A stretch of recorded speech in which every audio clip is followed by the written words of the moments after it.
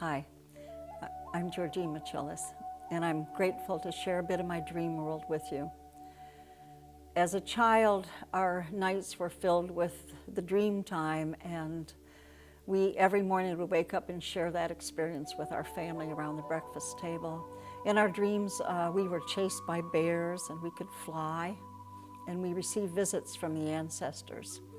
I cherish that time, and I still do cherish my dream time as an adult. Sometimes I'll find a journal with an old forgotten dream, and I'll read it and I'll think, oh, somebody else wrote that dream. It's not familiar to me at all. And yet as I read it and go through and start to understand its symbolisms, a bit of revelation comes to me about my life and my direction, and also an awareness of how little I really do understand about life and dreams and other worlds. I believe we can communicate through our dreams between the living and the dead. I've had 2 children precede me in death. I believe, and I have experienced visiting with them in their worlds, and I have worked out unresolved issues. Healing can happen in that dream time. I believe that we can, it's an opportunity to communicate with the divine in all her many aspects, and that we can converse with the angels. Thank you. Blessed be. I dream of a girl child, the holy couple. Dream April 16, 1976, 6 months before I give birth to our daughter Jessica. I dream of a girl child. She's tiny, unblemished, perfect, and true. I'm filled with wonder at the miracle of her presence. I show her to Cliff, and together we cradle her in our arms. She looks up at us and opens her eyes. Eyes black, liquid, and wise. Eyes opening wider, wider, and wider, looking deep into our souls, showing to us her soul. Eyes holding wisdom in the innocence of her gaze, eyes filled with revelation, pure love and truth. Eyes so deep and so powerful and so far beyond our understanding that we have to turn her gaze away, for we cannot bear the great knowing contained within her newborn eyes. And so I place her upon my breast. Our daughter, Jessie, left the planet suddenly. That magical, wonderful, daring child brought joy to us on this planet for 17 years. We donated her eyes after her death. I hope that whoever received the gift of sight would somehow know the kind of person she was. Our friend Beth said, well, as soon as they open their eyes, they will. As it turned out, she birthed us to the knowledge of a world beyond. Dream November 1st, 1993. The goddess is broken. I'm walking in the north. I walk by a new brick church and a new school. They are square, institutional. Their walls touch and leave almost no room for an ancient cathedral. At first I do not see it, and then I notice the wooden pillars, old weathered wood full of carvings of angels. Angels, angels, angels spiraling ever upward. My eyes follow them up to the ceiling. The cathedral roof has fallen through and is open to the blue sky above. I then look to the floor. It is earthen dry, and lying in rubble are statues and carvings of angels, the Virgin, the Goddess, the Mother of God, broken pieces of marble on the floor. I begin to pick up the pieces, believing I can put the Goddess back together. I walk further in. The ceiling opens to a magnificent sky. I'm reaching my hand for a statue of the Virgin into a black curtain confessional, and I discover I'm in a tomb, and in it is the body of a young woman. She has 2 veils covering her face. I take the statue of the Virgin out of the tomb, and I reach my hand behind the black velvet curtain and touch the heart of the young woman. She opens her eyes and comes to life. She is my daughter. Our daughter Jessie was killed several days after this dream in a car accident. Leap of faith. Dream, I am standing at the very edge atop a high rock cliff. Far below are rolling waters. I can see another shore in the distance and contemplate jumping to the other side. My friends below call out to me, "No, don't jump, Georgine," and I laugh and leap and fall rapidly down towards the water below.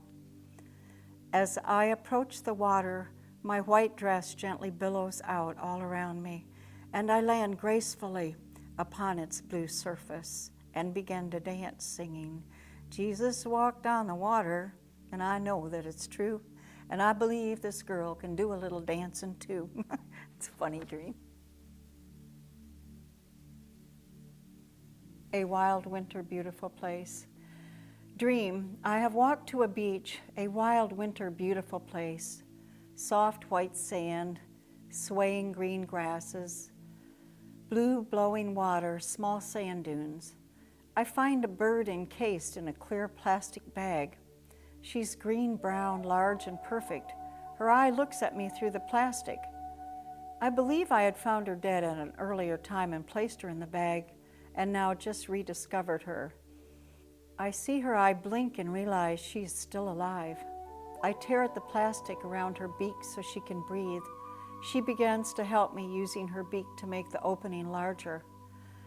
I remove the bag from around her and say, "Now fly. Fly slowly. Fly carefully as you begin," and leave her to walk on. I climb down rocks, leaving articles of clothing, spilling the contents of my bag, and I come to a huge modern SeaWorld-like place on the ocean. And there I meet many people, mostly women and the head scientist. I describe the bird to her and ask if she knows its name. She replies, "Oh, yoy-ho." Well, so much to learn. Perhaps the rediscovering of a bird I thought dead begins my awakening to that connection birds offer to us humans, that connection to the sky, to flight, to the angels, to the heavens. I'm on an island walking lovely garden paths with Jim and Rosie. The earth is black, fertile, freshly tilled. Green rows upon rows of growing plants. We reach the very top of a small hill, and up we fly. Colored streamers flying with us, we fly like brightly colored kites above it all.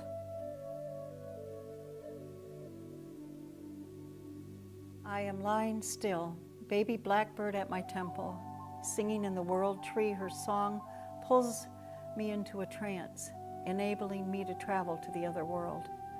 Baby owl at my solar plexus, nerve fibers radiating, coming together. Sweet little owl bringing powers of prophecy to my center. And at my feet, a white mourning dove with her maternal goddess instinct, singing for my mother and I in our last and long precious days together, singing when the veils between the worlds are thin, bringing peace of the deepest kind, renewal in the silence of my mind.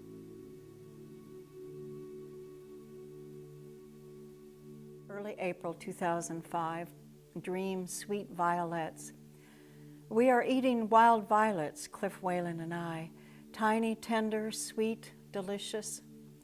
Later, when we began to speak, tiny winged violets fly from our mouths, turning into purple birds flying on up to heaven.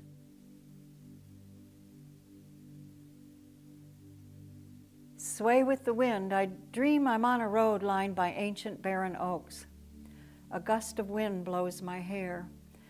The branches above begin to sway, and I begin to sway like the branches in the wind, and my hair wraps around the ancient boughs, becoming entwined and weaving us together in a dance of earth, flesh, wind, and wonder.